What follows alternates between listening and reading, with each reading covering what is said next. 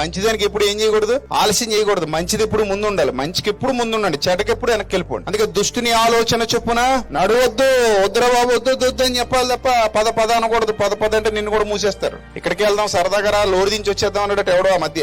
లోడే కదా అనుకున్నాడట. లోడ్ అంటే అన్ని లోడ్లు మంచి లోడ్లు కదరా నాయన, కొన్ని పనికిమాల లోడ్లు కూడా ఉంటాయి. అలాంటి గంజాయి లోడ్ ఏదో ఎత్తాడటాడు. మొత్తం మీద ఏదో వెళ్ళిపోదాం, లోడే కదా ఏదో బిర్యానీ పెట్టిస్తానట. దిక్కుమాల బిర్యానీ నువ్వు కొనుక్కు తినలేవు, అంటే వస్తా బిర్యానీ తినేద్దాం, కొంచెం నాకు నిద్ర వస్తే కొనుక్కు పడితే నువ్వు తోలుదు గానీ అని చెప్పి మొత్తం మీద రాత్రిపూట తీసుకెళ్ళాడు. ఎలాగ ఖాళీ కదా అంటే పాపం పోయాడు. ఆ లోడ్ ఏడో చూసుకోలేదు దిక్కుమాలనుడు. అలా వెళ్ళిన పాపానికి 8 నెలలు బయటికి రాలేదు, ఇంకా కోర్టుల చుట్టూ తిరుగుతున్నాడు. నాకు తెలియదు బాబయ్య, బిర్యానీ కోసం వచ్చాను బాబయ్య అంటే నమ్ముతాడాడు.